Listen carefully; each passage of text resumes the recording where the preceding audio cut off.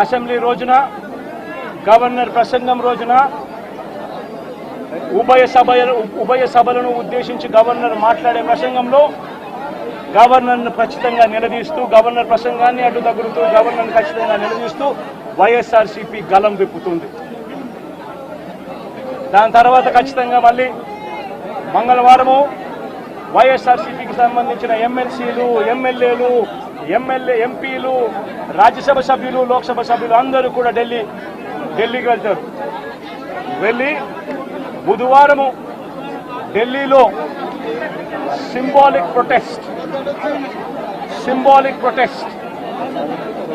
Symbolic ధర్నా ఢిల్లీలో చేసే కార్యక్రమం కూడా చేస్తాం.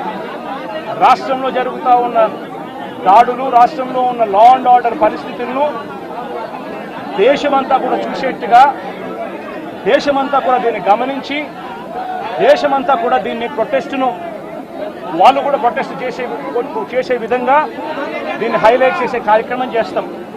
ప్రధానమంత్రి గారి అపాయింట్మెంట్ ఇప్పటికే అడగడం జరిగింది. అమిత్ షా గారిని ప్రెసిడెంట్ అపాయింట్మెంట్ కూడా అడగడం కూడా జరుగుతుంది.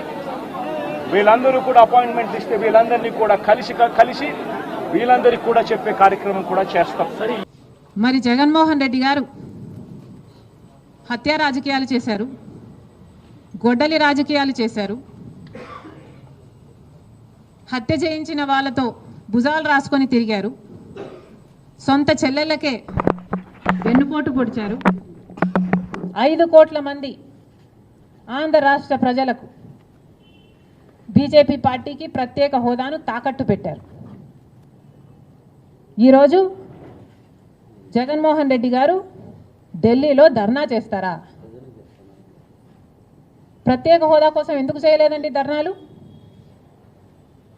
5 సంవత్సరాల మీద అధికారంలో ఉన్నారు కదా, మరి ఢిల్లీలో మీరు ప్రత్యేక హోదా కోసం ఎన్నిసార్లు ధర్నాలు చేశారు?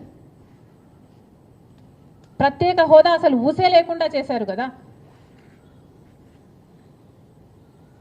ప్రత్యేక హోదా గురించి మీరు ఏ రోజు పట్టించుకోలేదు, పోలవరం గురించి మీరు ఏ రోజు పట్టించుకోలేదు, రాజధాని గురించి అని చెప్పి 3 రాజధానులను కన్ఫ్యూజ్ చేశారు. ఆఖరికి కడప స్టీల్ ఫ్యాక్టరీని కూడా మీరు పట్టించుకోలేదు.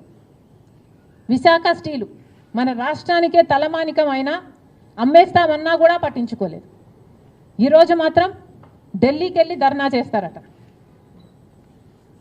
మీ కార్యకర్తను చంపేస్తే ఢిల్లీకి వెళ్ళి మీరు ధర్నా చేస్తున్నారే, మరి మీ సొంత చిన్నాన్నను చంపేసినప్పుడు మీరు ఢిల్లీలో ఎందుకు ధర్నా చేయలేదు న్యాయం కోసం?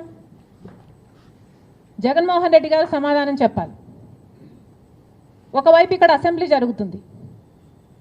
అసెంబ్లీ జరుగుతున్న సమయంలో మీరు అసెంబ్లీలో ఉండకుండా ఉండే ధైర్యం మీకు లేక ఇలా సాకులు వెతుక్కొని మీరు ఢిల్లీ వెళ్తామంటున్నారే, అంటే అసెంబ్లీలో ఏ బిల్లు ప్రవేశపెట్టినా అది ప్రజలకు వ్యతిరేకమైన అది పాస్ అయిపోవాలనా? మీరు ఉన్నదే 11 మంది, కనీసం ఆ బిల్స్ మీద డిస్కషన్ మీకు అవసరం లేదా? మీరు కొట్లాడాల్సిన అవసరం లేదా? ఏం ఆలోచన చేస్తున్నారు జగన్మోహన్ రెడ్డి గారు? అసలు ఈ వెనుకొండలో జరిగిన హత్య కూడా పొలిటికల్ మర్డర్ ఇది కానే కాదు, ఇది వ్యక్తిగత మర్డర్ అని కూడా అంటున్నారు కదా. మేము ఏదో సాక్షి మీడియానో లేకపోతే టీడీపీ మీడియానో పట్టుకొని మాట్లాడడం లేదు. మా ఎంక్వైరీలు మేము చేసుకొని న్యూట్రల్ మీడియాతో లోకల్గా మేము మాట్లాడిన తర్వాత మేము వచ్చిన కన్క్లూషన్ ఏమిటి అంటే ఇది వ్యక్తిగత మర్డర్. మొన్నటి వరకు కూడా హత్య చేసిన వాళ్ళు, హత్య గురైన వాళ్ళు ఇద్దరూ వైసీపీతోనే ఉన్నారు. మరి అలాంటప్పుడు ఇది పొలిటికల్ మర్డర్ ఎలా అవుతుంది? ఈ పొలిటికల్ మర్డర్ అని మీరు చెప్పి మీరు ఢిల్లీకి వెళ్ళి ధర్నా చేస్తున్నారా? దేనికి? మీ ఉనికి కాపాడుకోవడం కోసం, మీ పార్టీ కోసం అని చెప్తున్నారు. ప్రజలు ఏం ఆలోచిస్తారు? ఈరోజు వరదలు వస్తున్నాయి మన రాష్ట్రంలో, వారిని వెళ్ళి పరామర్శించాలని మీకు అనిపించలేదు. కానీ వ్యక్తిగత మర్డర్లో మీ పార్టీకి సంబంధించిన 2 కొట్టుకొని చచ్చిపోతే ఈరోజు మీరు ఢిల్లీకి వెళ్ళి ధర్నా చేస్తారా?